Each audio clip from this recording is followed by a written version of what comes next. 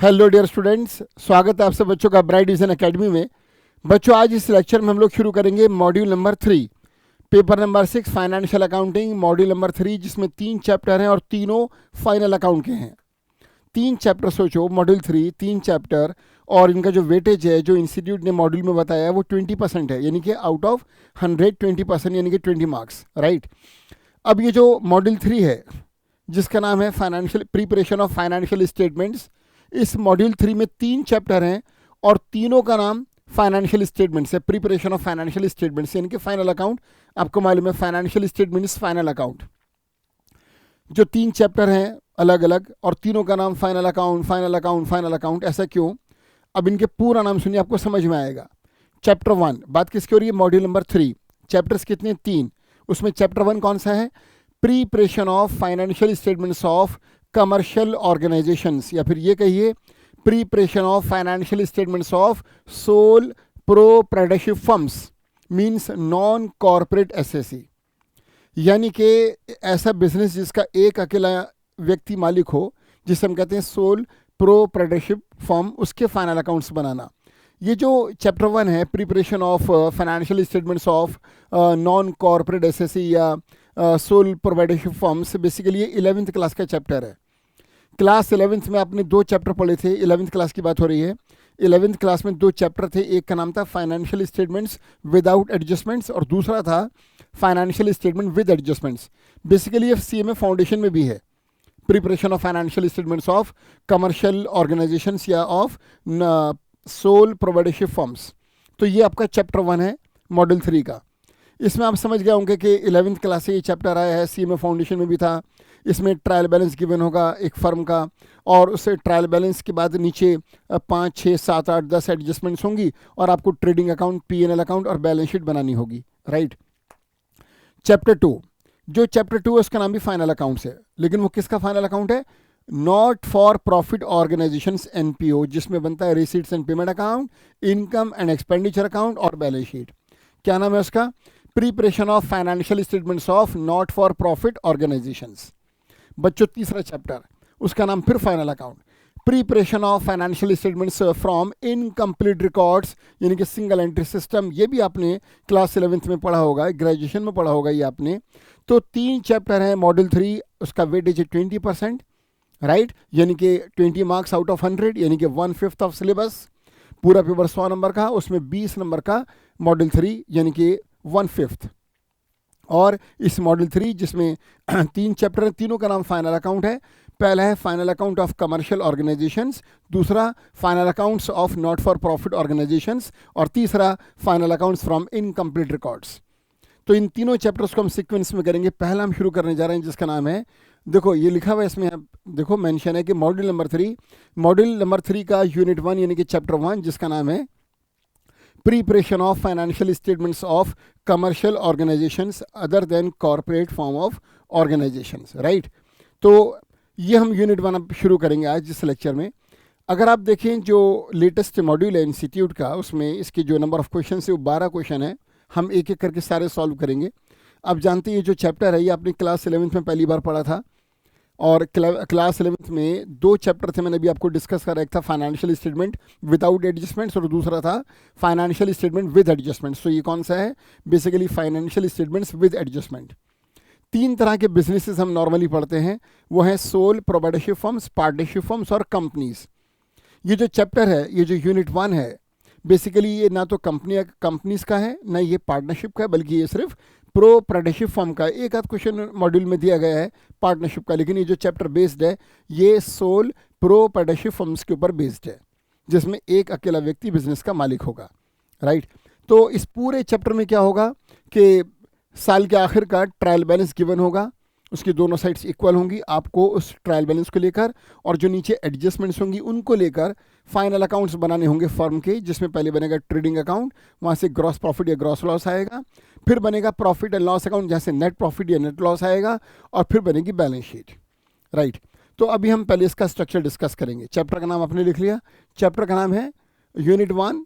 आप हेडिंग दो module number 3 unit 1, preparation of financial statements of commercial organisations, यानी कि other than corporate form of organisations. Corporate form of organisation से मतलब है कंपनी, राइट, जिनका रजिस्ट्रेशन कंपनीज एक्ट 2013 में होता है।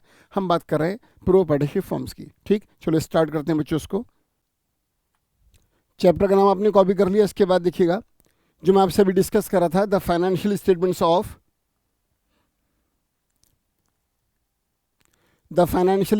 Of a non corporate commercial organisations, यानी कि सोल प्रोप्राइटरशिप फर्म्स। मैं इसकी जगह क्या लिख सकता हूं? The financial statements of non corporate commercial organisations की जगह हम क्या लिख सकते हैं? Sole proprietor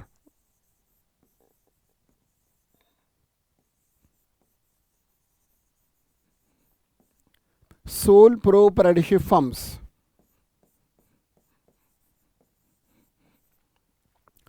It means the financial statements of sole proprietorship firms, right, includes, हाँ भाई, फाइनल अकाउंट्स में क्या क्या बनेगा? Number 1 income statement. Income statement में दो चीज़ें हैं, ट्रेडिंग अकाउंट और प्रॉफिट एंड लॉस अकाउंट। याद होगा आपको, मैं बार बार आपसे कह रहा हूँ, क्लास 11th में आपने ये चैप्टर पढ़ा है।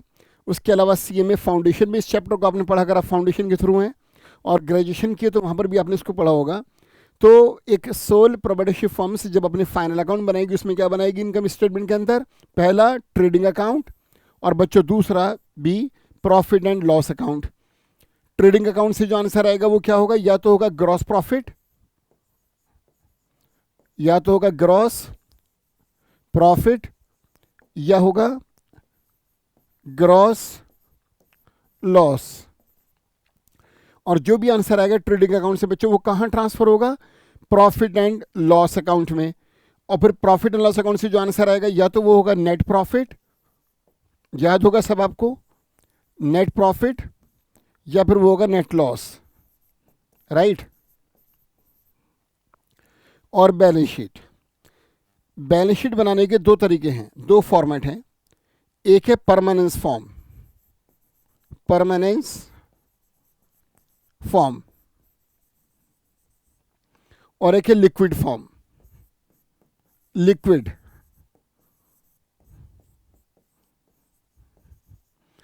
Form. Permanence form, balance sheet permanence form से कैसे बनेगी? परमानेंस फॉर्म में क्या होगा कि हम एसेट साइड भी, एक बात और ध्यान रखिएगा, एक होती है हॉरिजॉन्टल बैलेंस शीट, एक होती है वर्टिकल। हॉरिजॉन्टल में क्या होगा? पहले लायबिलिटीज आएंगी, उनका अमाउंट, फिर एसेट्स और फिर उनका अमाउंट। जैसा बैलेंस शीट बनाते हैं तो आप लेफ्ट हैंड पे क्या रखते हैं? लायबिलिटीज, और राइट हैंड पर एसेट्स, राइट, उसे कहते हैं हॉरिजॉन्टल फॉर्म। एक होती है बैलेंस शीट बनाने की वर्टिकल फॉर्म। वर्टिकल फॉर्म में क्या होगा? बैलेंस शीट ऐसे बनेगी स्ट्रेट वर्टिकल फॉर्म में, राइट। पहले आएंगी सारी लायबिलिटीज और उनके आगे उनका अमाउंट, और फिर टोटल हो जाएगा। लायबिलिटीज सारी लिखने के बाद जब उसका हम टोटल करेंगे, उसी के नीचे से एसेट्स से शुरू होंगी और फिर उनका टोटल होगा। तो पहले ऊपर से लायबिलिटीज, उसका टोटल, फिर उसके बाद एसेट्स और उनका टोटल, जो कि इक्वल होगा। This is called vertical form. और वर्टिकल फॉर्म की जो बैलेंस शीट है वो कहाँ बनेगी? हम वो बनाएंगे कंपनीज में। अभी हम क्या पढ़ रहे हैं? Proprietorship forms. वहाँ बैलेंस शीट कैसी बनेगी? हॉरिजॉन्टल, पहले लायबिलिटीज, फिर अमाउंट, फिर उसके बाद एसेट्स और उनका अमाउंट, यानी कि इस तरह से बनेगी बैलेंस शीट, राइट। तो बैलेंस शीट जब बनेगी तो इसमें इसकी दो फॉर्म है, एक परमानेंस फॉर्म है और एक वर्टिकल फॉर्म है, sorry liquid form. Permanence form का मतलब है बच्चों कि जब हम एसेट साइड में एसेट्स लिखेंगे तो पहले सारी फिक्स्ड एसेट्स आएंगी, उसके बाद करंट एसेट्स। ऐसा नहीं कि कभी भी कुछ भी लिख दिया एसेट्स में, बिल्डिंग, बिल्डिंग के बाद स्टॉक, फिर लैंड, और लैंड के बाद फिर वो डेटर, और फिर वो प्रीपेड एक्सपेंसेस, अचानक उसके नीचे आ गई मशीन, प्लांट एंड मशीनरी, कभी फिक्स, कभी करंट, कभी फिक्स, कभी करंट। ऐसे नहीं बनाना बैलेंस शीट को। बैलेंस शीट को हम बनाएंगे या तो परमानेंस फॉर्म पे या लिक्विड फॉर्म पर। परमानेंस फॉर्म का मतलब है कि पहले सारी फिक्स्ड आइटम आएगी, चाहे एसेट साइड हो चाहे लायबिलिटी साइड हो, पहले सारी फिक्स्ड आइटम, उसके नीचे करंट आइटम्स, ठीक है। ये परमानेंस फॉर्म है, परमानेंस फॉर्म है। और लिक्विड फॉर्म में क्या होगा? इसका रिवर्स, इसका ऑपोजिट, इसका उल्टा।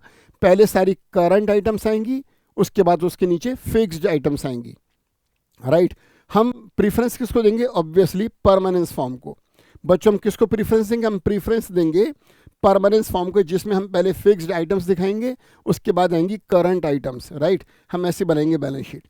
तो बच्चों ये जो सोल प्रोपर्टीशिप फर्म्स हैं इनके जो फाइनल अकाउंट, इसमें तीन चीज़ें हैं basically. Number 1 trading account, number 2 profit and loss account और नंबर 3 बैलेंस शीट।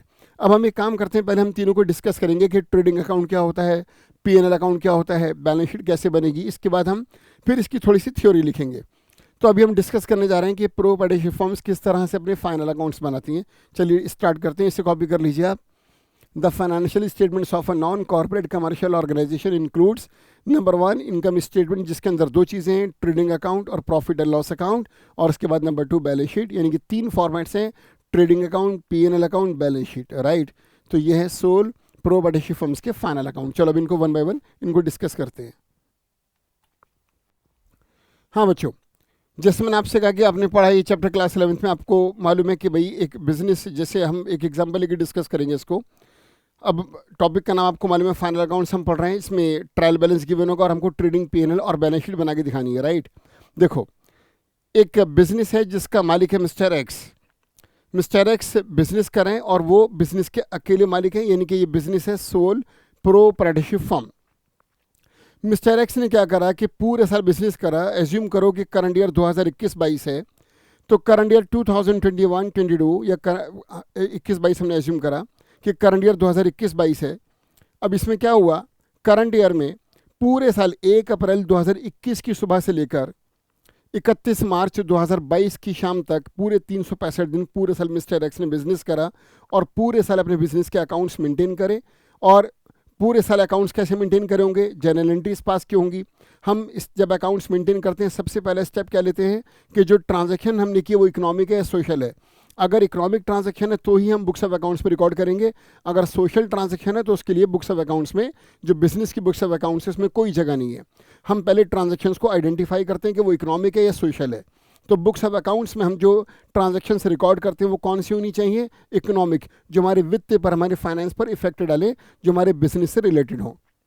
अब क्या हुआ, ये आइडेंटिफाई करने के बाद कि इकोनॉमिक ट्रांजैक्शंस है, हमने उनकी रिकॉर्डिंग करी होगी। अगर बिजनेस छोटा है तो जर्नल एंट्रीज पास की होंगी। अगर बिजनेस साइज में बड़ा है तो हमने सब्सिडियरी बुक्स को मेंटेन करा होगा, परचेज बुक को, सेल्स बुक को, purchase returns book, sales returns book, bills receivable book, bills payable book, cash book, हमने सब्सिडियरी बुक्स मेंटेन की होंगी और रिकॉर्डिंग वहाँ पर की होगी।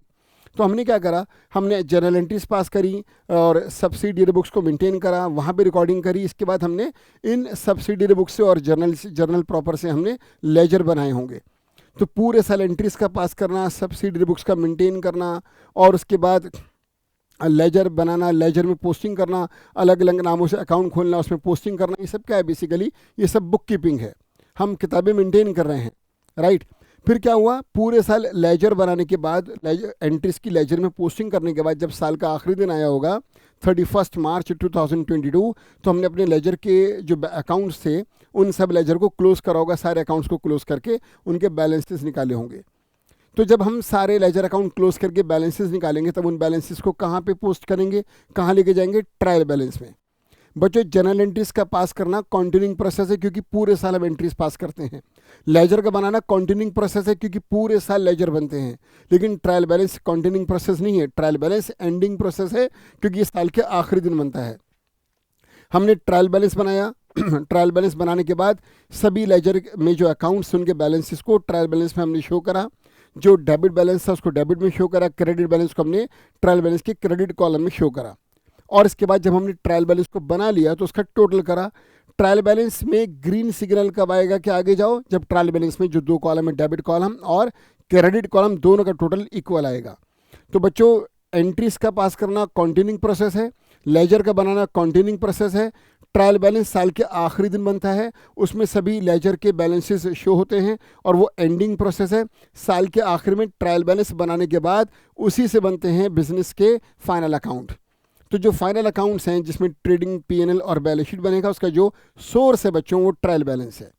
बेसिकली जो आउटपुट है, ट्रेडिंग P&L और बैलेंस शीट एक आउटपुट है, और उस आउटपुट का जो इनपुट है वो ट्रायल बैलेंस है। ट्रायल बैलेंस का फॉर्मेट आपको मालूम है, मैं एक रफली ऐसी बना के दिखा रहा हूँ कि जैसे मान लीजिए ये बिजनेस का ट्रायल बैलेंस है।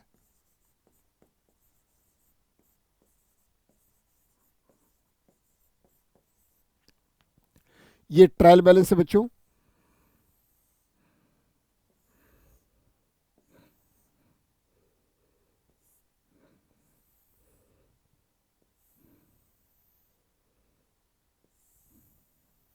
ट्रायल बैलेंस,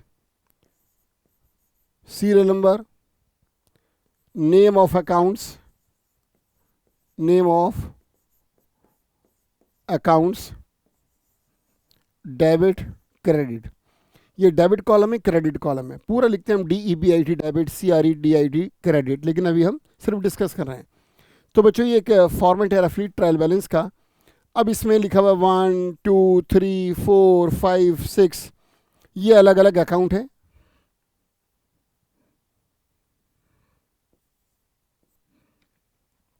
अकाउंट्स के नाम लिखे हुए हैं, opening stock, purchases, sales, purchase returns, sales returns, plant and machinery, land and building, debtors, creditors for example, ये सब अकाउंट के नाम लिखे हुए हैं।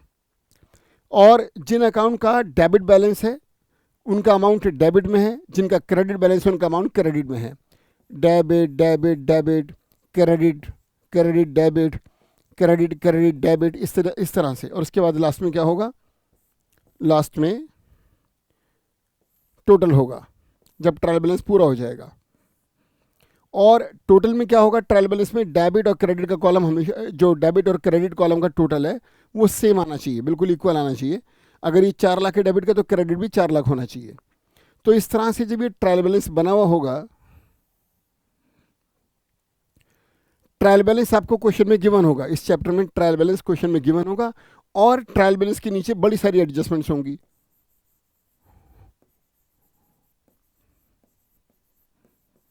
एडजस्टमेंट्स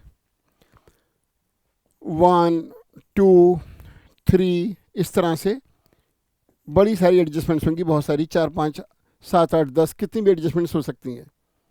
अब एक फॉर्मेट है ट्रायल बैलेंस का जो कि आपको क्वेश्चन में दे रखा होगा। इस ट्रायल बैलेंस की मदद से ये ट्रायल बैलेंस और, हाँ बच्चों, ये जो ट्रायल बैलेंस है और जो नीचे एडजस्टमेंट्स हैं, इसकी मदद से आपको बिजनेस के फाइनल अकाउंट बनाने, यानी कि trading account, profit and loss account और बैलेंस शीट। अब रफली देखिएगा, जब आप बनाएंगे फाइनल अकाउंट्स तो उसमें 3 फॉर्मेट्स बनेंगे। हम फॉर्मेट 2 ही बनाएंगे, एक सिंगल फॉर्मेट में ही ट्रेडिंग और P&L एक साथ बनेगा, उसके बाद बनेगी बैलेंस शीट। अब देखिए, जैसे ये हम बना रहे हैं trading and profit and loss, जब हम क्वेश्चन सॉल्व करेंगे और फाइनल अकाउंट हमें जो ट्रायल बैलेंस दे रखा है, इससे जब हम बनाएंगे ट्रेडिंग, P&L और बैलेंस शीट, तो कैसे बनाएंगे, हम सबसे पहले 3 लाइन लिखेंगे ऊपर, 3 लाइन्स, 3 बातें आएंगी ऊपर। लाइन नंबर 1, बिजनेसमैन का नाम क्या है, in the books of mister Rakesh for example. उसके नीचे अकाउंट का नाम क्या है, trading and profit and loss account, किस साल के लिए बन रहा है, कौन सा ईयर है, for the year ended on 31 मार्च 2022। तो पहले बिजनेसमैन का नाम, उसके नीचे अकाउंट का नाम, उसके नीचे ईयर का नाम। In the books of mister Subhash, trading and profit and loss account for the year ended on 31 मार्च 2022। ये लिखने के बाद आप बनाएंगे फॉर्मेट। अब मान लीजिए फॉर्मेट है, मैं अभी आपको समझा रहा हूँ तो मैं अलग अलग समझाऊंगा, ट्रेडिंग अलग, P&L अलग और बैलेंस शीट अलग। ये फॉर्मेट है मान लीजिए ट्रेडिंग अकाउंट का,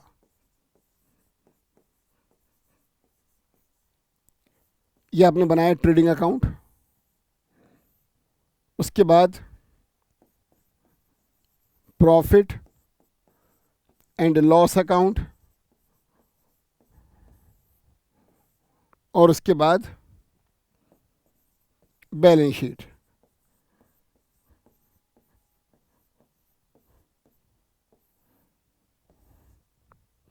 बैलेंस शीट में बच्चों ये है लायबिलिटी साइड और ये है एसेट साइड, राइट। अब देखिएगा, ट्रायल बैलेंस आपको दे रखा है, आपको ट्रेडिंग अकाउंट, P&L अकाउंट और बैलेंस शीट बनानी है, ठीक है बच्चों। अब जब ट्रेडिंग अकाउंट बनाएंगे, ट्रेडिंग, P&L और बैलेंस शीट, तो ट्रेडिंग अकाउंट से जो आंसर आएगा या तो ग्रॉस प्रॉफिट होगा या ग्रॉस लॉस होगा। प्रॉफिट एंड लॉस से जो आंसर आएगा या तो नेट प्रॉफिट होगा या नेट लॉस होगा। और जो बैलेंस शीट होगी उसकी दोनों साइड आएंगी इक्वल। दोनों साइड इक्वल आने का मतलब है कि आपने क्वेश्चन में कोई अर्थमेटिकल एरर नहीं की। हाँ जी, इसकी दोनों साइड्स इक्वल आनी चाहिए और ये बैलेंस शीट बंद हो जाएगी। तो ये 3 फॉर्मेट्स हैं, trading account, profit and loss account और बैलेंस शीट।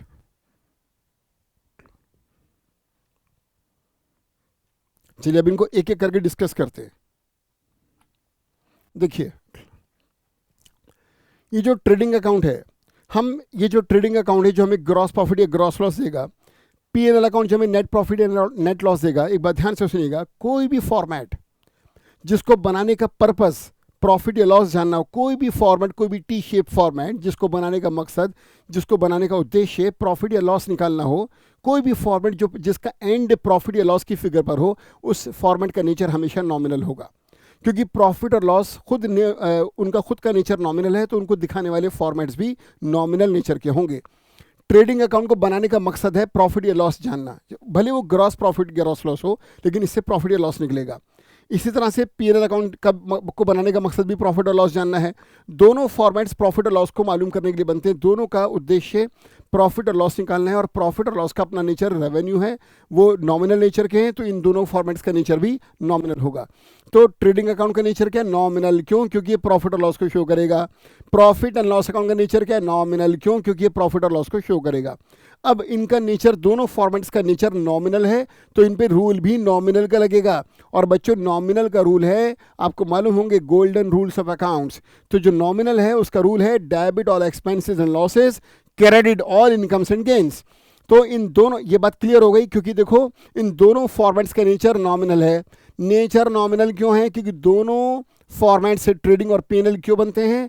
प्रॉफिट और लॉस दिखाने के लिए, और प्रॉफिट और लॉस का अपना नेचर क्या है? नॉमिनल। इसलिए इन दोनों फॉर्मेट्स का नेचर भी क्या होगा? नॉमिनल। तो रूल किसका लगेगा? नॉमिनल का। और नॉमिनल का रूल क्या है? Debit all expenses and losses, credit all income and gain. इसी तरह से प्रॉफिट और लॉस में डेबिट साइड में आएंगे एक्सपेंसेस और लॉसेस, और क्रेडिट साइड में आएंगी इनकम और गेन। तो ये बात क्लियर हो गई कि ट्रेडिंग अकाउंट के डेबिट में एक्सपेंसेस हैं, क्रेडिट में इनकम्स हैं। इसी तरह से प्रॉफिट एंड लॉस की डेबिट साइड में एक्सपेंसेस हैं और क्रेडिट साइड में इनकम है। ये बात क्लियर है भाई? आ जाइए, वापिस आ जाइए। अब ट्रेडिंग और P&L दोनों के डेबिट में एक्सपेंसेस आएंगे, ये बात एकदम क्लियर है। अब वो एक्सपेंसेस कहाँ मिलेंगे? ऑब्वियसली इस ट्रायल बैलेंस के अंदर। बच्चों ये जो ट्रायल बैलेंस है, इसी की हेल्प से, इसी की मदद से, इसी की सहायता से ये तीनों फॉर्मेट्स बनेंगे, ट्रेडिंग, P&L और बैलेंस शीट। अब देखिएगा, अब यहाँ पे जो बातें आपको पहले से मालूम है उनको दोबारा सुनना है और समझना है। देखिएगा, ये जो ट्रायल बैलेंस है इसके अंदर जितनी भी इंफॉर्मेशंस हैं, क्या कहा मैंने? ट्रायल बैलेंस के अंदर जितनी भी इंफॉर्मेशंस हैं, ट्रायल बैलेंस के अंदर जितने भी लेजर अकाउंट्स हैं, ट्रायल बैलेंस के अंदर जितनी भी आइटम्स हैं, जितने भी अमाउंट है, इन सब का सिंगल इफेक्ट होगा। क्या कहा मैंने? ट्रायल बैलेंस के अंदर जितने भी अकाउंट्स हैं, उनके जो अमाउंट है उनका सिंगल इफेक्ट होगा। वो किसी भी एक बार किसी भी अकाउंट में गए तो वो दोबारा कहीं और नहीं जाएंगे, सिंगल इफेक्ट होगा। जहां भी दिखाओगे एक बार दिखाना। भाई ये जो ट्रायल बैलेंस है इसके अंदर जितनी भी इंफॉर्मेशन हैं वो किसी एक जगह पर पोस्ट होंगी, या तो ट्रेडिंग में या P&L में, और या फिर बैलेंस शीट में। ट्रेडिंग में भी या तो डेबिट साइड में या क्रेडिट साइड में, P&L में या तो डेबिट या क्रेडिट, कहीं पर भी जाए सिंगल इफेक्ट होगा। एक बार आपने ट्रायल बैलेंस की किसी भी इंफॉर्मेशन को, किसी भी आइटम को एक बार कहीं पर भी दिखा दिया तो उसे दोबारा कहीं और नहीं दिखाएंगे, सिंगल इफेक्ट होगा, क्योंकि वो लेजर अकाउंट के बैलेंसेस है, कहीं एक जगह पोस्ट होंगे बैलेंसेस। लेकिन इसके विपरीत ये जो नीचे एडजस्टमेंट्स है बच्चों, एडजस्टमेंट्स 1 2 3 जो नीचे एडजस्टमेंट्स हैं, ये पहले कभी एडजस्ट नहीं हुई, इनको आपको एडजस्ट करना है, इनका डबल इफेक्ट होगा। एडजस्टमेंट्स का डबल इफेक्ट होगा। आप जानते हैं डबल एंट्री बुक कीपिंग का मतलब है ट्रांजैक्शंस को रिकॉर्ड करना जिनका दोहरा असर हो, डबल इफेक्ट हो। और वो जो डबल इफेक्ट है उनमें से एक इफेक्ट होता है डेबिट और दूसरा होता है क्रेडिट। तो ये जो एडजस्टमेंट्स हैं इनका डबल इफेक्ट होगा, एक डेबिट होगा और एक क्रेडिट होगा। अच्छा, एक बात समझ में नहीं आ रही यार, समझ में ये नहीं आ रहा मुझे कि एडजस्टमेंट्स बेसिकली हैं क्या? ये एडजस्टमेंट्स होती क्यों हैं भाई? समझ नहीं आ रहा, ये एडजस्टमेंट्स होती क्यों हैं? ये एडजस्टमेंट्स इसलिए होती हैं क्योंकि वो जो ट्रायल बैलेंस है बच्चों, ये जो ट्रायल बैलेंस है, ये जो ट्रायल बैलेंस है ये 31 मार्च, फॉर एग्जांपल हमारा करंट ईयर 21-22 है, तो ये जो ट्रायल बैलेंस है ये 21-22 का, 2021-22 का। इस ट्रायल बैलेंस में जो बैलेंसेस नज़र आ रहे हैं वो 21-22 के हैं। हमने अकाउंट्स मेंटेन करे करंट ईयर में 1 अप्रैल 2021 की सुबह से, और अकाउंट्स को क्लोज करा 31 मार्च 2022 को। बच्चों 31 मार्च 2022 का ये ट्रायल बैलेंस है। तो 31 मार्च 2022 तक जो कुछ भी हो चुका है वो सब इस ट्रायल बैलेंस के अंदर होगा। लेकिन 31 मार्च 2022 को ट्रायल बैलेंस तो हमने वहाँ तक का बना लिया, लेकिन हमारे फाइनल अकाउंट उस दिन नहीं बन पाते। फाइनल अकाउंट्स बनाना इतना आसान काम नहीं है। उन फाइनल अकाउंट्स को बनाने में महीना, 2 महीना, 3 महीना एक्स्ट्रा लग सकता है। हो सकता है कि हमारा ट्रेडिंग अकाउंट, हमारा पीएनएल अकाउंट, हमारी बैलेंस शीट बजाय 31 मार्च के अप्रैल में या जून में जाकर कंप्लीट हो। तो बच्चों, अगर हमारे फाइनल अकाउंट बनाने में 2-3 महीने लग रहे हैं, टाइम लग रहा है उनको बनाना, उनको क्लोज करना, सही प्रॉफिट और लॉस निकालना और रिटर्न फाइल करना अपनी, तो इसमें अगर टाइम लग रहा है तो इस टाइम ड्यूरेशन में कुछ और घटनाएं घटती हैं जिनको हमें इनकॉर्पोरेट करना होता है, मर्ज करना होता है अपने फाइनल अकाउंट्स में। ये वो घटनाएं हैं जो एडजस्टमेंट्स हैं। एडजस्टमेंट्स का मतलब है कि वो इंफॉर्मेशन या वो इवेंट्स जो अकर हुई हैं 31 मार्च 2022 के बाद, लेकिन अपने फाइनल अकाउंट्स को ऑथोराइज करने से पहले। जो हमारे फाइनल अकाउंट्स हैं उनको सरकार को दिखाने से पहले, उनको ऑथोराइज करने से पहले कि हाँ ये सही हैं, उनको साइन करने से पहले जो बीच में घटनाएं घटी हैं वो भी हमारे फाइनल अकाउंट्स में इनकॉर्पोरेट होंगी। तो ये एडजस्टमेंट्स कौन सी है बच्चों? जो कब हुई? 31 मार्च 2022 के बाद, यानी कि ट्रायल बैलेंस बनने के बाद हुई हैं ये घटनाएं। ये एडजस्टमेंट्स कब की हैं? 31 मार्च 22 को ट्रायल बैलेंस बनने के बाद, लेजर अकाउंट्स के क्लोज होने के बाद, 31 मार्च 22 साल के आखिरी दिन के बाद की घटनाएं हैं। नेक्स्ट ईयर लग चुका है लेकिन अभी तक हमारे फाइनल अकाउंट्स सबमिट नहीं हुए। फाइनल अकाउंट सबमिट नहीं हुए, अभी फाइनल अकाउंट्स अभी ऑथेंटिकेट नहीं है, वो सबमिट नहीं हुए। तो उस डेट तक की जो घटनाएं होंगी, यानी कि जो 31 मार्च 2022 के बाद घटित होंगी, उनको भी हमें मर्ज करना होगा, इनकॉर्पोरेट करना होगा अपने बिजनेस के फाइनल अकाउंट्स में। ये वो एडजस्टमेंट्स हैं। क्योंकि ये बाद में घटित हुई हैं, इनका भी कोई इफेक्ट नहीं हुआ, इसलिए इनका हमें डबल इफेक्ट देना होगा। और डबल इफेक्ट में एक इफेक्ट होगा डेबिट और दूसरा होगा बच्चों क्रेडिट, राइट। तो अब क्या करना होगा? जब हम इस ट्रायल बैलेंस को लेकर, इन एडजस्टमेंट्स को लेकर हम बनाएंगे अपने फाइनल अकाउंट, जिसमें बनेगा ट्रेडिंग अकाउंट, पीएनएल अकाउंट और बैलेंस शीट। तो जब हम ये ट्रेडिंग, पीएनएल और बैलेंस शीट बनाएंगे बच्चों, हाँ जी, जब हम ट्रेडिंग, पीएनएल और बैलेंस शीट बनाएंगे तो जैसे मैंने आपसे कहा कि ट्रायल बैलेंस के जो अंदर इंफॉर्मेशन है उनका सिंगल इफेक्ट होगा और जो एडजस्टमेंट्स है उनका डबल इफेक्ट होगा, राइट। ये बात क्लियर है आपको। अब आगे की बात सुनने की ये है कि ट्रेडिंग अकाउंट का नेचर नॉमिनल है, डेबिट में आएंगे एक्सपेंसेस और क्रेडिट में आएंगी इनकम। इसी तरह से पीएनएल की डेबिट साइड में आएंगे एक्सपेंसेस और क्रेडिट साइड में आएंगी इनकम। और बैलेंस शीट में आपका जो लेफ्ट हैंड है, इस साइड पर आएंगी लायबिलिटीज और अमाउंट, और राइट हैंड साइड पर आएंगी एसेट्स और उनका अमाउंट, और इसका दोनों साइड का टोटल इक्वल आना चाहिए। ये तीनों फॉर्मेट्स किससे बनेंगे? ट्रायल बैलेंस से और एडजस्टमेंट से।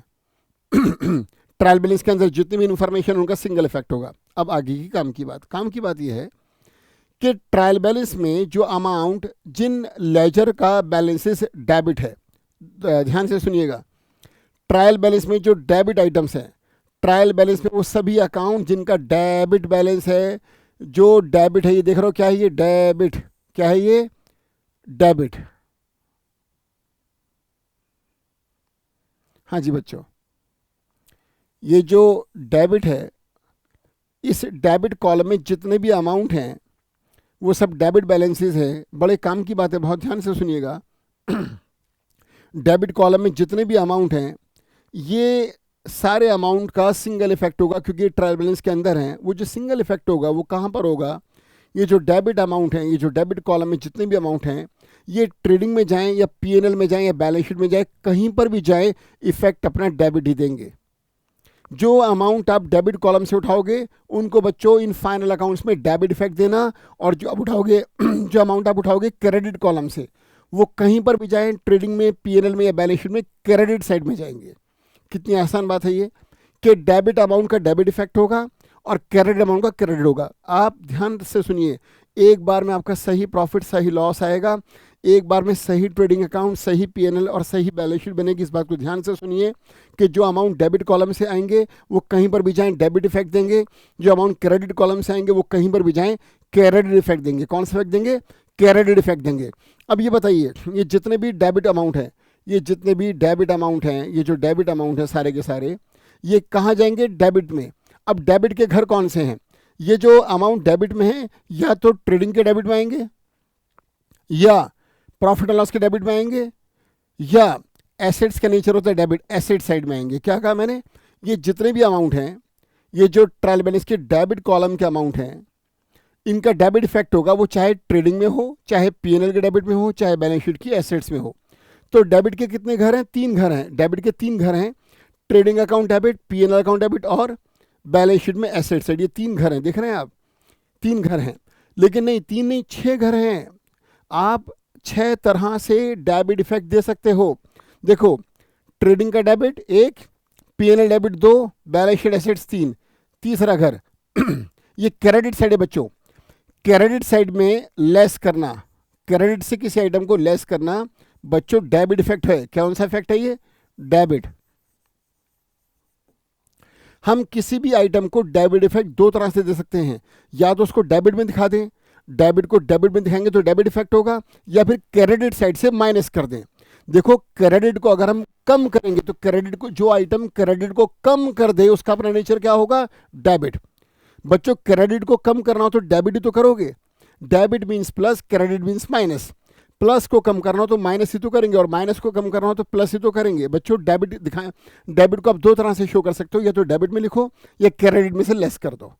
इसी तरह से कोई आइटम या तो पीएनएल डेबिट में आएंगे तो डेबिट इफेक्ट होगा, या हो सकता है कि हम उसे पीएनएल की क्रेडिट साइड में, यहां पर बच्चों इस साइड में हम उसको लेस करें। क्रेडिट में से लेस करना कौन सा इफेक्ट होगा? Debit effect. तो एक डेबिट इफेक्ट हुआ ट्रेडिंग के डेबिट में, एक हुआ क्रेडिट साइड से माइनस करना। इसी तरह से प्रॉफिट एंड लॉस के डेबिट में लिखना भी डेबिट इफेक्ट है, और क्रेडिट साइड से माइनस करना भी डेबिट इफेक्ट है। इसी तरह से बच्चों बैलेंस शीट में अगर हम एसेट्स में लिखेंगे तो डेबिट होगा, या हम किसी लायबिलिटी से कुछ अमाउंट माइनस कर दें तो वो भी क्या होगा? Debit effect. क्या होगा? Debit effect. अब बताओ, डेबिट इफेक्ट दिखाने के कितने तरीके हैं? 6 घर हैं, 6। कैसे भाई? या तो ट्रेडिंग के डेबिट में लिखेंगे तो डेबिट इफेक्ट होगा, ठीक है भाई। ये कौन सा है?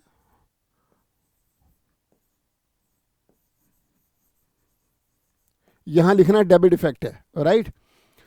ट्रेडिंग में हम 2 तरह से डेबिट इफेक्ट दे सकते हैं, या तो हम डेबिट में लिखें या क्रेडिट से माइनस करें।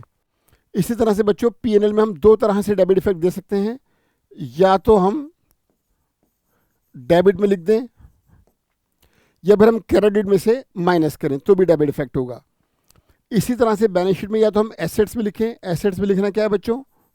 डेबिट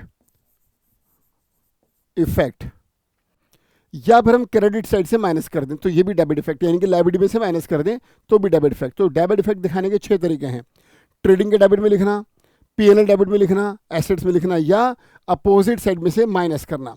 तो या तो डेबिट को डेबिट में लिखोगे, अगर किसी इंफॉर्मेशन को आप डेबिट साइड में लिखोगे तो भी डेबिट इफेक्ट है, या क्रेडिट साइड में से माइनस करोगे तो भी डेबिट इफेक्ट है। अब मैं आपसे कह रहा था कि जो ट्रायल बैलेंस है इसके डेबिट में जितने भी अमाउंट हैं वो डेबिट इफेक्ट देंगे, चाहे वो ट्रेडिंग में दें, चाहे पीएनएल में, चाहे बैलेंस शीट में, चाहे डेबिट साइड में आए, चाहे क्रेडिट साइड से माइनस हो, लेकिन इफेक्ट अपना डेबिट ही देंगे। तो बच्चों जितने भी डेबिट कॉलम के अमाउंट है ये डेबिट इफेक्ट देंगे, और जितने भी बच्चों क्रेडिट कॉलम के अमाउंट हैं वो कहीं पर भी जाएं वो कहाँ जाएंगे? क्रेडिट साइड में। इसका क्या होगा इफेक्ट? क्रेडिट। और इनका इफेक्ट क्या होगा बच्चों? डेबिट। तो जो अमाउंट ट्रायल बैलेंस के डेबिट में है वो कहीं पर भी जाएं डेबिट में जाएंगे, जो अमाउंट क्रेडिट कॉलम में वो कहीं पर भी जाएं क्रेडिट में जाएंगे, उनका इफेक्ट क्रेडिट इफेक्ट होगा, राइट। तो ये ट्रायल बैलेंस की बात है। तो मैं आपसे फिर कह रहा हूं कि ट्रायल बैलेंस में जितने भी अमाउंट हैं डेबिट में या क्रेडिट में उनका सिंगल इफेक्ट होगा, और जो अमाउंट डेबिट में है वो डेबिट इफेक्ट देंगे, ट्रेडिंग पीएनएल बैलेंस शीट में कहीं पर भी जाएं, और जो क्रेडिट कॉलम अमाउंट है वो ट्रेडिंग में जाए, चाहे पीएनएल में जाए, चाहे बैलेंस शीट में जाए, उनका इफेक्ट क्रेडिट होगा, राइट। तो डेबिट कॉलम का इफेक्ट डेबिट होगा, क्रेडिट का इफेक्ट क्रेडिट होगा। तो ये था ट्रायल बैलेंस, और ये हम डिस्कस कर रहे थे ट्रेडिंग और पीएनएल। अब बच्चों एडजस्टमेंट्स पर आ जाओ। सभी एडजस्टमेंट्स का डबल इफेक्ट होगा। एक इफेक्ट होगा डेबिट और एक इफेक्ट होगा क्रेडिट। तो इसका डबल इफेक्ट आपको देना है। आप जब एडजस्टमेंट्स को डील करोगे ध्यान रखना कि हर एडजस्टमेंट्स का डबल इफेक्ट होगा। दोनों ना तो डेबिट होंगे ना दोनों क्रेडिट होंगे, एक इफेक्ट डेबिट होगा और दूसरा क्रेडिट होगा। तो डेबिट क्रेडिट दोनों को साथ लेके चलना है आपको एडजस्टमेंट्स में, राइट। ट्रायल बैलेंस का सिंगल इफेक्ट या तो डेबिट या क्रेडिट।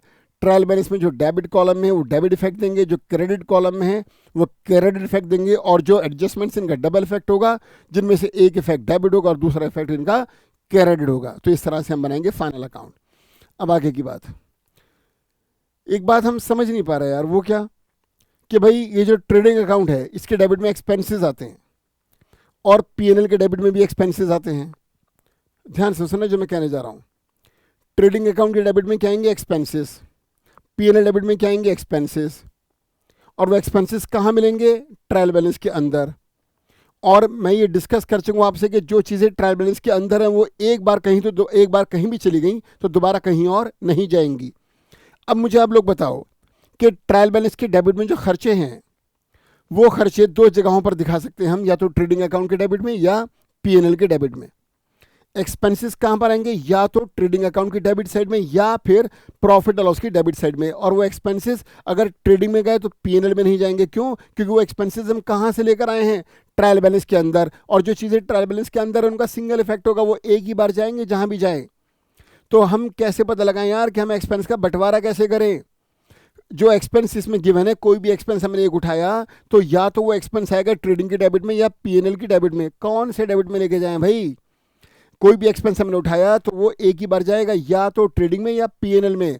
ट्रेडिंग में गया तो पीएनएल में नहीं जाएगा और पीएनएल में गया तो ट्रेडिंग में नहीं जाएगा। तो हम कैसे पता लगाएं कि कौन सा एक्सपेंस कहाँ जाएगा? ट्रेडिंग के डेबिट में जाएगा या पीएनएल डेबिट में जाएगा? ये कैसे पता लगाएं? ये सुनिएगा ध्यान से, आप देखिएगा। देखो बच्चों, ये एक शॉप है।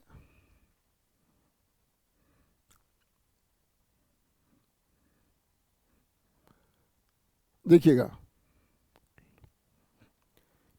मिस्टर एक्स बिजनेस के मालिक हैं। उनका एक रिटेल शॉप है गारमेंट्स का, और वो रिटेल शॉप उनकी मार्केट है, एक रिटेल मार्केट में उनकी शॉप है। ठीक है भाई, ये शॉप है, रिटेल मार्केट है ये। रिटेल मार्केट में जहाँ पर एक एक सामान अलग अलग खुला खुला बिकता है कस्टमर्स को। तो मिस्टर एक्स रेडीमेड गारमेंट्स की शॉप चला रहे हैं एक पर्टिकुलर मार्केट में, और वो रेडीमेड गारमेंट्स बेचते हैं, सिले सिलाए कपड़े, जिसमें एक शर्ट, एक पैंट, एक ट्राउज़र, एक डेनियम, एक टी शर्ट, एक वेयर। वो हर आइटम को अलग अलग बेचते हैं क्योंकि रिटेलर है वो। ठीक है, कंज्यूमर्स को माल बेचते हैं। अब जब ये मिस्टर एक्स जो कि बिज़नेस के मालिक हैं, ये इनकी रिटेल शॉप है जहाँ पर एक एक आइटम अलग अलग बिकती है। ये जो गारमेंट्स की शॉप है, रिटेल शॉप है ये, इसमें जो माल बिकता है वो माल कहीं से तो आता होगा। तो मिस्टर एक्स अपनी दुकान में माल रखकर बेचते हैं गारमेंट्स का, वो कहीं से तो लाते होंगे, किसी मैन्युफैक्चरर से, किसी होलसेलर से। तो क्या है कि मिस्टर एक्स की जो दुकान है ये इसमें रेडीमेड गारमेंट्स का काम करते हैं, गारमेंट्स बेचते हैं। और ये इसको कहाँ से लाते हैं? खुद नहीं करते मैन्युफैक्चर, ये लेकर आ रहे हैं कहाँ से? होलसेल मार्केट से।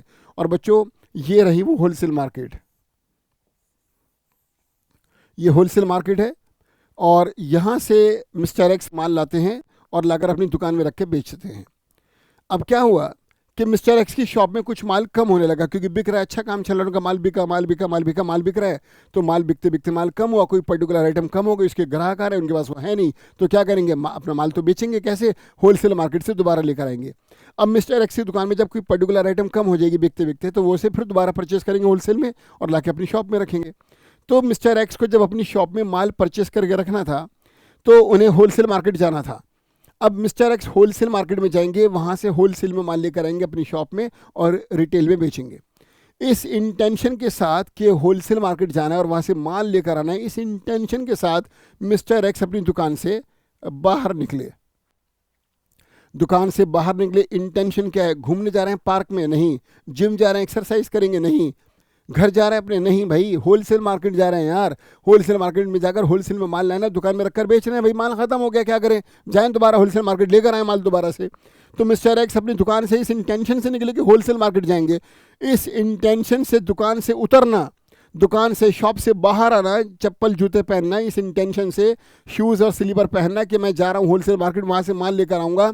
जब मिस्टर एक्स अपनी दुकान से बाहर कदम रखेंगे इस इंटेंशन से कि होलसेल मार्केट जाऊँगा, माल लेकर आऊँगा, यहाँ से जो उनके एक्सपेंसेस शुरू होंगे। दुकान से निकलेंगे तो पैदल तो नहीं जाएंगे होलसेल मार्केट, है ना, जाने में उनका कन्वीनियंस लगेगा। तो शॉप से निकलना इस इंटेंशन से कि जा रहा हूँ होलसेल मार्केट, माल लेकर आऊँगा, इस इंटेंशन से जब अपनी शॉप से बाहर निकलेंगे तो यहाँ से जो उनका एक्सपेंस होगा वो सारा एक्सपेंस डायरेक्ट नेचर का होगा। किस नेचर का होगा? डायरेक्ट नेचर का होगा, क्योंकि ये माल को लाने के लिए खर्चे शुरू हुए हैं। माल को होलसेल मार्केट से लाना और दुकान में रखने के लिए खर्चे हो रहे हैं, तो ये डायरेक्ट एक्सपेंस हैं। यहाँ से जो उनके खर्चे शुरू होंगे वो खर्चे होते गए और मिस्टर एक्स चले गए होलसेल मार्केट। होलसेल मार्केट में जाने के बाद यहाँ अपनी शॉप से इस इंटेंशन से उठना कि जाऊंगा और माल लेकर आऊँगा, यहाँ से जो खर्चे होंगे वो सब डायरेक्ट एक्सपेंस हैं। वो होलसेल मार्केट में गए और वहाँ से उन्होंने बड़ा सारा माल परचेस करा, बहुत सारा माल परचेस करा, बहुत सारा होलसेल में माल परचेस करा। बड़ा सारा माल परचेस करने के बाद जो इस माल को उन्होंने परचेस करा, इसकी पेमेंट भी करी होगी, या उधार लिया या नकद लिया छोड़ो, माल परचेस करा, अगर पैसा भी दिया तो भी दिया, नहीं दिया तो बाद में देना तो है ही, तो ये उनका एक्सपेंस तो है ही ना। तो शॉप से उठना और कन्वेंस खर्च करके होलसेल मार्केट में जाना, ये यहाँ जो खर्चा होगा वो डायरेक्ट है। माल जो परचेस करा ये भी डायरेक्ट एक्सपेंस है। उस माल को परचेस कर होलसेल मार्केट से निकले और अपनी दुकान में वापस आए और यहाँ पे आके माल को रख दिया। तो होलसेल मार्केट से माल परचेस करा और लेकर अपनी शॉप में आए, और शॉप में जैसे ही वो अपनी शॉप में दाखिल हुए, होलसेल मार्केट से माल लाए, ठेले पे, ट्रक पे, टेम्पू में, रिक्शे में रखकर, जो भी था, किसी कन्वेंस को यूज़ करा, और जब वो माल लेकर वहाँ से अपनी दुकान में वापस आए और दुकान में लाके माल रखा, तो अपनी दुकान से इस इंटेंशन से उठना, इस इंटेंशन से अपनी दुकान से बाहर निकलना कि होलसेल मार्केट जाऊँगा, माल परचेस करूँगा और लाके दुकान में रखूँगा। तो अपनी शॉप से उठने से लेकर होलसेल मार्केट जाने तक और वहाँ से माल परचेस करके वहाँ से लेकर आकर अपनी दुकान में लेकर आने तक के जो एंटायर एक्सपेंस हैं, ये सब डायरेक्ट नेचर के हैं। और ये सारे खर्चे बच्चों, ये सारे खर्चे आएंगे ट्रेडिंग अकाउंट की डेबिट साइड में। कहाँ पर आएंगे? ट्रेडिंग अकाउंट की डेबिट साइड में। यहाँ कौन से एक्सपेंस आते हैं बच्चों? यहाँ पर आते हैं डायरेक्ट एक्सपेंसेस। कौन से एक्सपेंस है ये? जो माल को लाने के लिए करे। कौन से एक्सपेंस है? जो माल को लाकर अपनी शॉप में रखने के लिए करे। अपनी दुकान से उठना, यहाँ से खर्चे शुरू होंगे। दुकान, अपनी शॉप से बाहर निकलना, लेकिन इंटेंशन क्या है? घर जाना नहीं, इंटेंशन है होलसेल मार्केट जाना और वहाँ से माल परचेस करके लाना और लाके अपनी दुकान में रखकर बेचना, ये इंटेंशन है। इस इंटेंशन से अपनी दुकान से उठना, होलसेल मार्केट में जाना, वहाँ से माल का खरीदना और वहाँ से वापस अपनी दुकान में आना, ये जो सारे खर्चे होंगे, माल को परचेस करने के एक्सपेंसेस, जाने के एक्सपेंसेस और लेकर आने के एक्सपेंसेस, इन सब को हम कहते हैं डायरेक्ट एक्सपेंसेस। और सब ये कहाँ पर आएंगे? ये सब आएंगे ट्रेडिंग अकाउंट की डेबिट साइड में, राइट। एक बार जब माल दुकान में आ गया, वापस चलते हैं दुकान में, शॉप में वापस आ जाओ। एक बार जब शॉप में माल आ गया तो उस माल को अब कस्टमर्स को बेचा जाएगा। किसको बेचा जाएगा? कस्टमर्स को। और एकदम से बेचा जाएगा नहीं, माल पहले बहुत दिन तक दुकान में रखा रहेगा और थोड़ा थोड़ा करके बिकेगा। माल को दुकान में रखने के खर्चे और दुकान से निकालकर बेचने में जो खर्चे होंगे, ये सब इनडायरेक्ट हैं। शॉप में माल को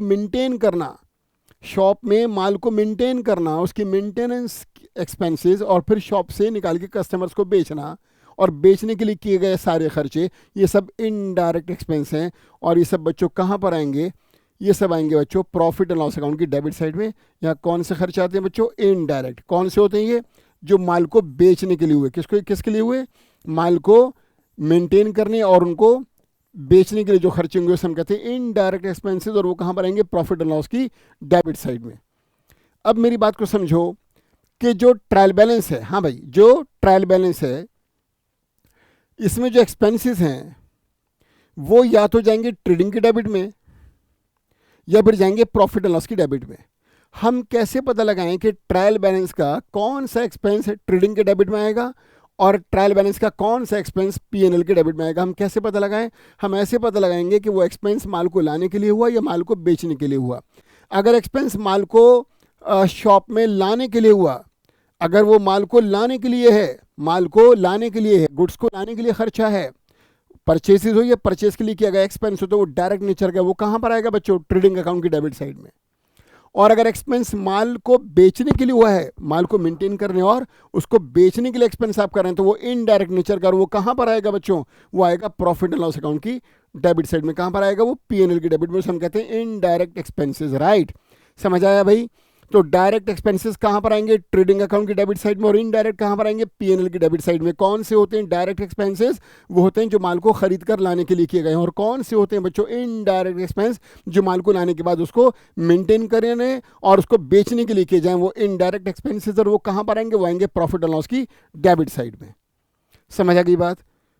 चलो अब एक बात मज़ेदार और बतानी थी आपको। अभी तो 2-3 मज़ेदार बातें बतानी है। अगली मज़ेदार बात बड़ी इंटरेस्टिंग है। आपको मालूम है बच्चों, पूरे संसार में, पूरी दुनिया में, पूरे वर्ल्ड में, पूरे संसार में 2 ही चीज़ें हैं जिनका नेचर डेबिट है, एक एसेट्स और एक expenses. Expenses also includes losses. Expenses और लॉसेस को मैं इंक्लूड करके बोल रहा हूँ कि दो चीज़ों का नेचर डेबिट है, एक एसेट्स का और एक एक्सपेंसेस का। लॉसेस भी इसी में आ गए। और पूरे संसार में 2 चीज़ें हैं जिनका नेचर है क्रेडिट। पूरे संसार में 2 चीज़ें जिनका नेचर क्या है? क्रेडिट। और वो है एक तो लाइबिलिटी और एक इनकम। तो जो डेबिट है या तो एसेट्स है या एक्सपेंस है, और जो क्रेडिट है या तो इनकम है या लाइबिलिटी है। तो एक बात क्लियर हो गई कि ट्रायल बैलेंस के अंदर जो भी अमाउंट डेबिट कॉलम में है उनका डेबिट इफेक्ट होगा, और वो जो डेबिट इफेक्ट होगा या तो वो एसेट्स होंगी या एक्सपेंस होगा। कितनी मज़ेदार बात है ये कि आपको ये मालूम है कि जो डेबिट है ये इनकम नहीं हो सकता। जो डेबिट है वो ना तो इनकम है, जो डेबिट है ना तो इनकम है ना लाइबिलिटी है। क्यों? क्योंकि इनकम या लाइबिलिटी का नेचर क्या होता है? क्रेडिट। और एसेट्स और एक्सपेंस का नेचर क्या होता है? डेबिट। इसका मतलब ये पक्का हुआ कि भाई साहब ये जो ट्रायल बैलेंस है, इसके जो अंदर अकाउंट्स हैं उनके जो जिनके अमाउंट डेबिट कॉलम में हैं, या तो वो एसेट्स हैं या एक्सपेंस हैं। बच्चों जो अमाउंट डेबिट कॉलम में या तो वो एसेट्स हैं या एक्सपेंस हैं। अगर ये जो डेबिट है, अगर एसेट्स हैं तो बैलेंस शीट के एसेट्स में आएंगे, अगर एक्सपेंस है तो या तो ट्रेडिंग के डेबिट में आएगा या पीएनएल के डेबिट में आएगा। मैंने क्या बोला? सुना नहीं सुना आपने? मैं ये कह रहा हूँ कि जो डेबिट कॉलम में अमाउंट है, डेबिट कॉलम में कौन सा अमाउंट होंगे यार? डेबिट नेचर किसका होता है? ये तो एसेट्स का या एक्सपेंस का। तो जो डेबिट में है वो इनकम या लायबिलिटी नहीं है पक्का, या तो वो एक्सपेंस है या एसेट्स है। अगर डेबिट कॉलम में बेटा एसेट्स है बच्चों तो वो एसेट्स में ले जाना। एक्सपेंस है तो फिर रुकना और ये देखना कि वो डायरेक्ट है या इनडायरेक्ट है। अगर वो एसेट्स है, land, building, plant, machine, furniture, typewriter, equipments, investment, ये सब एसेट्स है ना। तो अगर एसेट्स है तो बैलेंस शीट में एसेट्स में ले जाना, और अगर एक्सपेंस है तो रुक जाना और ये देखना कि जो एक्सपेंस है ये माल को लाने के लिए हुआ या माल को बेचने के लिए हुआ। अगर माल को लाने के लिए हुआ तो डायरेक्ट है, ट्रेडिंग के डेबिट में आएगा। अगर माल को बेचने के लिए हुआ तो इनडायरेक्ट है, प्रॉफिट एंड लॉस की डेबिट साइड में आएगा। राइट। मैंने आपसे कहा कि जो चीज़ें ट्रायल बैलेंस के डेबिट में हैं उनका डेबिट इफेक्ट होगा, और वो या तो एसेट्स हैं या एक्सपेंस है। एसेट्स है तो डेबिट इफेक्ट बैलेंस शीट में होगा, अगर एक्सपेंस है तो डेबिट इफेक्ट या तो ट्रेडिंग में होगा या पीएनएल में। डिपेंड करेगा कि वो एक्सपेंस डायरेक्ट है या इनडायरेक्ट है, माल को लाने के लिए हुआ या माल को बेचने के लिए हुआ। इसी तरह से इसका अपोजिट बच्चों ये क्रेडिट साइड।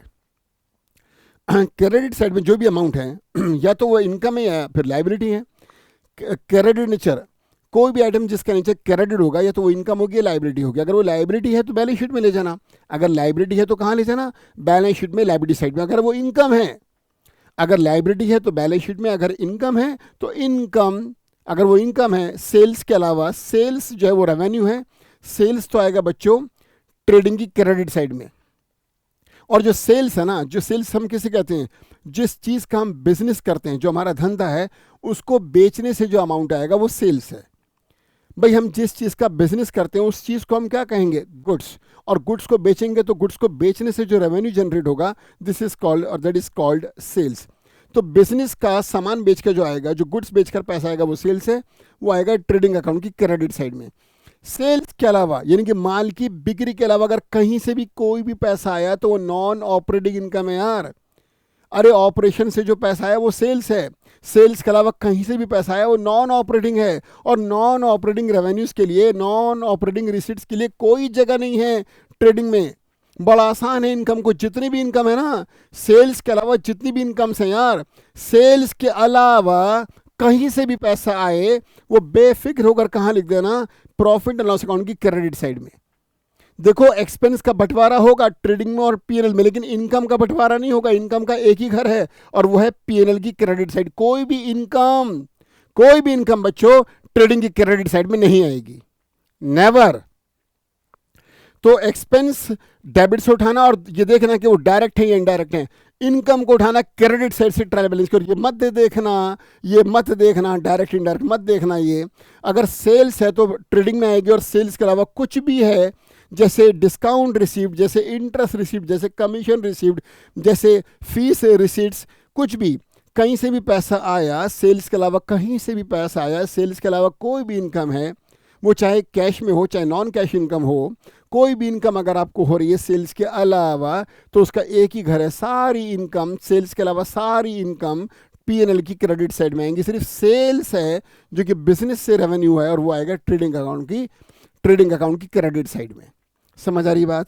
तो मैं आपसे ये कह रहा था कि जो अमाउंट डेबिट में है या तो वो एसेट्स हैं या एक्सपेंस हैं। अगर एसेट्स हैं तो बैलेंस शीट में ले जाओ, अगर एक्सपेंस है तो देखो कि वो डायरेक्ट है या इनडायरेक्ट है। अगर क्रेडिट साइड से उठाओगे तो क्रेडिट साइड में जो अमाउंट है या तो लाइबिलिटी है तो लाइबिलिटी में ले जाना, या फिर वो इनकम है तो प्रॉफिट और लॉस की क्रेडिट में ले जाना। ट्रेडिंग में नहीं आएगा, सिर्फ यहाँ पर सेल्स आएगी। जो सेल्स का अमाउंट है क्रेडिट साइड में वो आ जाएगा ट्रेडिंग में, और सेल्स के अलावा कहीं से भी पैसा आया तो वो P&L की क्रेडिट साइड में आएगा, उसका ट्रेडिंग से कोई रिलेशन नहीं है। यहाँ तक बात सारी क्लियर है? समझ आ रहा है सारा? चलो मज़ेदार बातों में और एक मज़ेदार बात डिस्कस करते हैं बच्चों। ये जो एडजस्टमेंट्स हैं इनको अगर आपको यूज़ करना है तो आपको एक बात पता होनी चाहिए। हम ये एज्यूम कर लेते हैं बच्चों कि जो हमारा ट्रायल बैलेंस है वो कैश बेस है। एज्यूम कर रहे हैं हम, क्या एज्यूम कर रहे हैं कि जो हमारा ट्रायल बैलेंस है वो कैसा है? Cash base. जैसे मान लो ट्रायल बैलेंस में लिखा हुआ है सैलरीज, ट्रायल बैलेंस में क्या लिखा हुआ है? सैलरी। अब देखो यहाँ जो सैलरी है वो एक एक्सपेंस है, ठीक है। मैं आपको ये समझा रहा हूँ कि कैश बेस और एक्रूअल बेस में क्या डिफरेंस है जी। तो मैं आपसे डिस्कस करा था दोस्तों कि कैश बेस और एक्रूअल बेस में क्या डिफरेंस है। देखो ये जो ट्रायल बैलेंस है ना, बेसिकली ये हम एज्यूम कर रहे हैं कि कैश बेस है। जैसे मैंने अभी आपसे कहा था कि जैसे सैलरी एक एक्सपेंस है, सैलरी ट्रायल बैलेंस में दे रखा है फॉर एग्जांपल 50,000। थोड़ा सरप कर देता हूं ताकि क्लियर हो जाए, नजर आए आपको।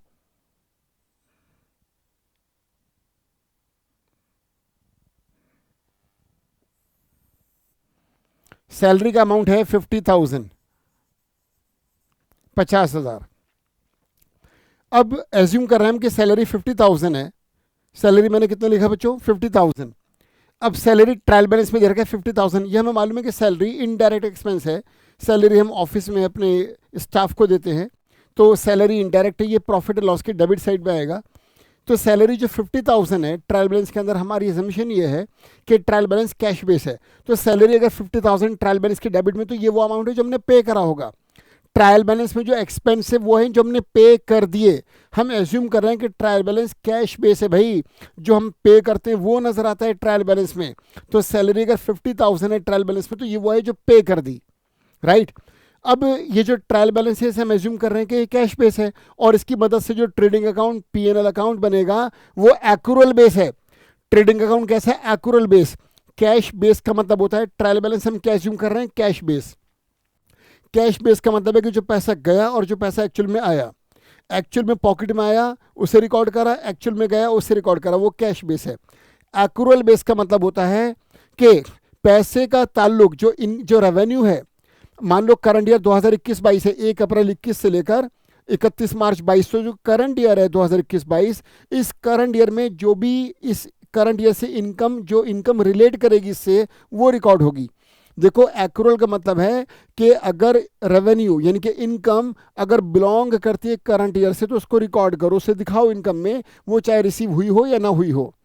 इसी तरह से एक्सपेंस अगर बिलोंग करता है करंट ईयर से, कोई एक्सपेंस जो इनकर हुआ है, इनकर मतलब जो रिलेटेड है करंट ईयर से, उसे दिखाओ चाहे वो पे हो या ना हो। कैश बेस में पैसे के आने जाने को रिकॉर्ड करते हैं, और एक्रूअल बेस में हम रिलेशन देखते हैं, रिलेशन करंट ईयर से रिलेशन, जिन एक्सपेंस और इनकम का रिलेशन करंट ईयर से है वो हम शो करेंगे, क्योंकि अकाउंट एक्रूअल बेस है। एक्रूअल का मतलब होता है रिलेटेड इनकम और रिलेटेड एक्सपेंसेस। तो जो एक्सपेंस जो इनकम करंट ईयर से रिलेट करते हैं उन्हें शो करो, वो एक्रूअल बेस हैं। तो ट्रेडिंग और P&L दोनों एक्रूअल बेस हैं। अगर मान लो करंट ईयर हमारा 21-22 है तो 1 अप्रैल 21 की सुबह से लेकर 31 मार्च 2022 की शाम तक जितने भी एक्सपेंस इनकर हुए होंगे, वो चाहे पे हो या ना पे हो, वो ट्रेडिंग या P&L की डेबिट में आएंगे। और जो इनकम करंट ईयर से बिलोंग करती है, सेल्स जो करंट ईयर से रिलेटेड है, वो आएगी ट्रेडिंग की क्रेडिट साइड में। और जो इसके अलावा नॉन ऑपरेटिंग इनकम है जिनका रिलेशन करंट ईयर से है, वो आएंगी प्रॉफिट लॉस की क्रेडिट साइड में। तो एक्रूअल में हम करंट ईयर से रिलेशन देखते हैं, राइट। अब मैं आपसे ये कह रहा था कि सैलरी दे रखी है ट्रायल बैलेंस के डेबिट में 50,000, तो ये वो है जो बनी है नहीं, ये वो है जो पे हुई है। ट्रायल बैलेंस के अंदर जो एक्सपेंस है हम एज्यूम कर रहे हैं कि वो कैश बेस है, ये वो है जो हमने पे करा। सैलरी का ट्रेडिंग ट्रायल बैलेंस के डेबिट में आना बता रहा है कि हमने पे करा, तो 50,000 मैंने पे करा है। अब मान लो एडजस्टमेंट में दे रखा है आउटस्टैंडिंग, आउटस्टैंडिंग का मतलब होता है बकाया, आउटस्टैंडिंग सैलरी 10,000, ये कहां दे रखा है बच्चों? हाँ भाई, एडजस्टमेंट में दे रखा है आउटस्टैंडिंग सैलरी 10,000। अब देखो एडजस्टमेंट साल के आखिर में है और ईयर एंड में कह रहे हैं कि बकाया सैलरी 10,000 है। अब देखो भाई, मैं आपसे ये कह रहा था सैलरी 50,000 ट्रायल बैलेंस में है, तो ये वो है जो पे हो गई। और इसके बाद एडजस्टमेंट में कह रहे हैं कि सैलरी आउटस्टैंडिंग 10,000, यानी कि करंट ईयर में 50,000 पे करने के बाद भी करंट ईयर के एंड में 10,000 बकाया है। देखो ट्रायल बैलेंस में सैलरी 50,000 है, ये वो है जो पे हो गई। इसको मैं थोड़ा ऊपर लिखता हूँ ताकि बार बार स्क्रॉल न करना पड़े, जरा सा रुको आप लोग।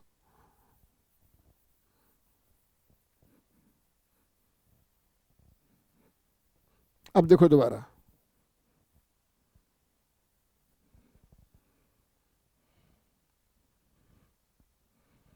देखिए एडजस्टमेंट है आउटस्टैंडिंग सैलरी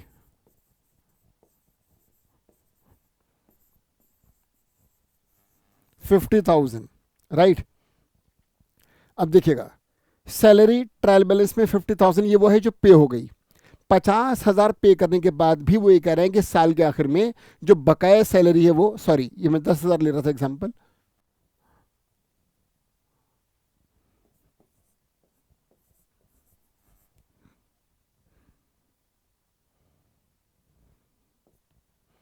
10,000 सैलरी पे करी, 50,000 ट्रायल बैलेंस में है, उसके बाद भी साल के आखिर में 10,000 बकाया है। अब ये बताओ 50,000 पे कर दी, कैसे पता? ट्रायल बैलेंस में दे रखा है, उसके बाद बकाया कितनी, 10 कहाँ दे रखा है एडजस्टमेंट में, साल के आखिर में 10,000 पे करनी, बाकी ये बकाया है। अब ये बताओ 50,000 पे करने के बाद भी 10,000 बकाया है, तो इस साल बनी कितनी होगी? 50,000 पे कर दी, कैसे पता? क्योंकि ट्रायल बैलेंस में है। 10,000 अभी और देनी, कैसे पता? एडजस्टमेंट में है। तो 50,000 चुकाने के बाद भी 10,000 अभी और बकाया है, तो फिर बनी कितनी होगी? 60,000। 50 + 60, तभी तो 50 पे करके 10 बकाया है। 50,000 पे कर दिया, फिर भी 10,000 ड्यू है, इसका मतलब 60 बना होगा, उसमें से 50 पे करा, 10 बकाया है। यह है ट्रेडिंग और पीएनएल, ट्रेडिंग अकाउंट और पीएनएल अकाउंट। सैलरी कहां पर आएगी? पीएनएल के डेबिट में कितनी? 2 सैलरी 50,000 इनर कॉलम में ऐड, आउटस्टैंडिंग 10,000 आउटर में 60,000। रीजन, ये जो ट्रायल बैलेंस है ये कैश बेस है और इसकी मदद से जो ट्रेडिंग और पीएनएल है वो एक्रूअल बेस है। इसमें पैसे का जाना लिखा हुआ है और इसमें वो आएगा जो पैसा बनता है। इसमें जो एक्सपेंस पे करा वो है और यहां पर आएगा जो एक्सपेंस बनता है। 50,000 पे करा, 50,000 बच्चों 50,000 पे करा, उसके बाद 50,000 पे करने के बाद भी 10,000 बाकी है, तो 50,000 + 10,000 इज इक्वल टू 60,000। 50 पे करा, 10 बाकी है, तो 50 पे करने के बाद भी 10 बाकी है, तो बना 60 होगा। तो पीएनएल में टू सैलरी 60,000 आएगा, क्योंकि ट्रेडिंग और पीएनएल एक्यूरेट बेस है। तो ये बात भी ध्यान रखिएगा कि ट्रेडिंग अकाउंट में जो भी आएगा वो करंट ईयर से रिलेटेड होना चाहिए और जो पीएनएल में आएगा वो करंट ईयर से रिलेटेड होना चाहिए। तो ये दोनों फॉर्मेट एक्यूरेट बेस हैं, ठीक है। अगर कोई एक्सपेंस आपने आने वाले साल का एडवांस पे करा है, कोई एक्सपेंस इस साल पे करा है नेक्स्ट ईयर के लिए, तो वो लेस होगा। और अगर इस साल का पे करना बकाया है तो वो ऐड होगा। करंट ईयर का अगर नहीं पे करा तो ऐड करना, आने वाले साल का एडवांस पे करा तो लेस करना। रीजन, हम सिर्फ करंट ईयर का अमाउंट दिखाते हैं ट्रेडिंग और पीएनएल में। बच्चों ये दोनों फॉर्मेट्स एक्यूरेट बेस हैं, राइट। तो एक्सपेंस अगर करंट ईयर से रिलेटेड है, नहीं पे करा तो भी दिखाओ। और अगर बच्चों एक्सपेंस पे कर दिया लेकिन उसका रिलेशन करंट ईयर से नहीं है, एक्सपेंस पे कर दिया करंट ईयर में, ट्रायल बैलेंस में दे रखा है क्योंकि पे कर दिया, लेकिन रिलेशन करंट ईयर से नहीं है तो नहीं दिखाएंगे। एग्जाम्पल, जैसे मैंने एग्जाम्पल लिया आउटस्टैंडिंग सैलरी का, अब मैं एग्जाम्पल ले रहा हूं प्रीपेड सैलरी का। एडवांस पे करा, सैलरी पेड इन एडवांस 10,000। अब वो ये कह रहे हैं कि सैलरी हमने पे करी 50,000, जिसमें एडवांस 10,000 है, करंट ईयर में 50,000 पे करा। ये 50 पूरा करंट ईयर का नहीं है, इसमें 10,000 वो है जो हमने एडवांस पे करा है अगले साल के लिए। तो अगर 50,000 में 10,000 अगले साल के लिए है तो इस साल का कितना हुआ 40। 50,000 में 10,000 तो हमने नेक्स्ट ईयर का पे करा है ना, तो इस ईयर का कितना पे करा होगा 40। तो ट्रायल पीएनएल में कितना आएगा, टू सैलरी इनर कॉलम में 50,000 लेस प्रीपेड 10,000, आउटर कॉलम में 40,000। अब समझे, करंट ईयर का नहीं पे करा तो भी दिखाओ, आने वाले नेक्स्ट ईयर का एडवांस पे करा तो भी मत दिखाओ। क्यों? रीजन, ये दोनों फॉर्मेट से ट्रेडिंग और पीएनएल एक्रूअल बेस हैं, एक्रूअल बेस हैं। ट्रेडिंग पीएनएल कैसे, एक्रूअल बेस हैं, इसमें पैसा नहीं, करंट ईयर से रिलेशन देखते हैं। ठीक है भाई, तो इस तरह से बच्चों में डिस्कस करा था ट्रायल बैलेंस, और मैं डिस्कस कर रहा था आपसे एडजस्टमेंट्स, और मैं आपको बता रहा था कि ट्रायल बैलेंस में जल्दी जल्दी से एक रिकैप करते हैं बेटा। बच्चों सुनो, रिकैप कैसे करेंगे। आप चैप्टर का नाम क्या है भाई, final account of commercial organisations, final account of sole proprietorship firms. क्या होगा इसमें ट्रायल बैलेंस गिवन होगा, ट्रेडिंग पीएनएल और बैलेंस शीट बना के दिखाना होगा। ट्रायल बैलेंस कैश बेस होगा, ट्रेडिंग पीएनएल जो आप बनाएंगे वो एक्रूअल बेस होंगे। आपको ट्रायल बैलेंस गिवन होगा, उसके अलावा नीचे 10-12 एडजस्टमेंट्स होंगी। जो आइटम्स, जो अमाउंट ट्रायल बैलेंस के अंदर होंगे उनका सिंगल इफेक्ट होगा, जो एडजस्टमेंट्स होंगे उनका डबल इफेक्ट होगा। ट्रायल बैलेंस के जो अमाउंट डेबिट कॉलम में होंगे वो कहीं पर भी जाए डेबिट इफेक्ट देंगे, जो चीज़ें ट्रायल बैलेंस के क्रेडिट कॉलम में वो कहीं पर भी जाए क्रेडिट इफेक्ट देंगी। राइट, ये क्लियर है ना कि ट्रायल बैलेंस के अंदर जो इन्फॉर्मेशन उनका सिंगल इफेक्ट होगा, डेबिट कॉलम के अमाउंट डेबिट इफेक्ट देंगे, क्रेडिट कॉलम के अमाउंट क्रेडिट इफेक्ट देंगे। लेकिन जो एडजस्टमेंट्स उनका डबल इफेक्ट होगा, और डबल इफेक्ट में एक इफेक्ट डेबिट होगा और एक क्रेडिट होगा। इसको हम डिस्कस करेंगे, सारी एडजस्टमेंट्स हम डिस्कस करेंगे। हम नोट्स बनाएंगे भाई, हम कम से कम 20 एडजस्टमेंट्स को डिस्कस करेंगे डेबिट और क्रेडिट इफेक्ट के साथ। हम एकदम से क्वेश्चंस पर नहीं जाएंगे, बड़ी सारी एडजस्टमेंट्स हम लोग लिखेंगे, डिस्कस करेंगे, उनके इफेक्ट को समझेंगे। वापस आते हैं, रिकैप चल रहा था हमारा कि ट्रायल बैलेंस हमें क्वेश्चन में गिवन होगा, ट्रायल बैलेंस के अंदर जो इन्फॉर्मेशन होगी उनका सिंगल इफेक्ट होगा, और जो एडजस्टमेंट्स उनका डबल इफेक्ट होगा। ट्रायल बैलेंस में जो अमाउंट डेबिट में है या तो वो एसेट्स हैं या एक्सपेंस है, एसेट्स हैं तो बैलेंस शीट में ले जाओ, एक्सपेंस है तो या तो ट्रेडिंग में आएंगे या पीएनएल के डेबिट में आएंगे। अगर एक्सपेंस डायरेक्ट नेचर का, माल को खरीदने के लिए हुआ तो ट्रेडिंग के डेबिट में आएगा, माल को बेचने के लिए हुआ तो पीएनएल के डेबिट में आएगा। जैसे फॉर एग्जांपल वेजेस मजदूरों को देते हैं माल को लाने के लिए तो हम ट्रेडिंग में दिखाएंगे, सैलरी स्टाफ को देते हैं माल को बेचने के लिए तो पीएनएल में आएगा। कैरेज, फ्रेट, कार्टेज, किराया और भाड़ा, ठेले वाले को, ट्रक वाले को, टेम्पो वाले को, रिक्शे वाले को दिया, तीनों का मीनिंग सेम है, किराया, भाड़ा, कैरेज, कार्टेज, फ्रेट। अगर ये इनवर्ड है, माल को अपनी शॉप में लाने के लिए किराया दिया है तो ये ट्रेडिंग के डेबिट में आएगा। कैरेज आउटवर्ड, फ्रेट आउटवर्ड और कार्टेज आउटवर्ड, किराया भाड़ा दिया माल को बाहर ले जाने बेचने के लिए तो ये इनडायरेक्ट है, ये पीएनएल के डेबिट में आएगा। मैं आपसे कह रहा था कि ट्रायल बैलेंस गिवन होगा, उसके डेबिट में जो डेबिट कॉलम में जो अमाउंट है उनका डेबिट इफेक्ट होगा, या तो वो एसेट्स में जाएंगे या फिर वो एक्सपेंस ट्रेडिंग और पीएनएल के डेबिट में आएंगे। अगर और जो ट्रायल बैलेंस के क्रेडिट कॉलम के अमाउंट है उनका क्रेडिट इफेक्ट होगा, जो अमाउंट क्रेडिट कॉलम में उनका क्रेडिट इफेक्ट होगा, या तो वो इनकम है या लायबिलिटी है। अगर लायबिलिटी है तो बैलेंस शीट में जाएंगे, इनकम है तो इनकम में अगर वो सेल्स है तो ट्रेडिंग के क्रेडिट में आएगा, और सेल्स के अलावा कहीं और से इनकम है तो वो प्रॉफिट एंड लॉस की क्रेडिट साइड में आएगा। बच्चों, ट्रायल बैलेंस की सभी इंफॉर्मेशन का सिंगल इफेक्ट होगा और एडजस्टमेंट्स का डबल इफेक्ट होगा। और ये जो ट्रायल बैलेंस है हम ये अज्यूम करते हैं कि कैश बेस है, लेकिन जो ट्रेडिंग अकाउंट पीएनएल अकाउंट बनेगा वो एक्रूअल बेस है। कैश बेस का मतलब है पैसे का आना जाना, और एक्रूअल बेस का मतलब है पैसे उसका एक्सपेंस और इनकम का करंट ईयर से रिलेशन। समझ आ गई बात सारी, यहाँ तक सारी बातें क्लियर हैं। तो ये मैंने आपसे डिस्कस करा था ट्रायल बैलेंस, ट्रेडिंग, पीएनएल और बैलेंस शीट। बैलेंस शीट हम बनाएंगे परमानेंस फॉर्म। कैसी form? Permanence form. Permanence form में क्या होगा, पहले फिक्स एसेट्स आएंगी, बाद में करंट एसेट्स, और लायबिलिटी में पहले फिक्स लायबिलिटी बाद में करंट लायबिलिटी। बहुत कुछ है इसमें डिस्कस करने के लिए अभी भाई, अभी तो हमें 1 ही घंटा हुआ इस चैप्टर को पढ़ते हुए। तो मैं आपको ये बता रहा था, सारी बातें हम डिस्कस कर रहे थे। हाँ जी दोस्तों, तो ट्रायल बैलेंस मैं डिस्कस कर रहा था आपसे, और ट्रेडिंग पीएनएल बैलेंस शीट कैसे बनेगा ये डिस्कस कर रहा था। डेबिट इफेक्ट कहाँ कहाँ होगा, क्रेडिट कहाँ कहाँ होगा ये डिस्कस कर रहा था। मैं आपको बता रहा था कि डेबिट इफेक्ट कहाँ पर होगा, ये तो ट्रेडिंग के डेबिट में।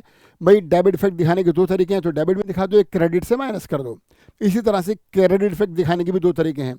क्रेडिट इफेक्ट दिखाने के 2 तरीके हैं, या तो क्रेडिट साइड में दिखा दो या डेबिट में से माइनस कर दो। राइट, ट्रेडिंग अकाउंट डेबिट में डायरेक्ट एक्सपेंस और क्रेडिट में सेल्स और क्लोजिंग स्टॉक।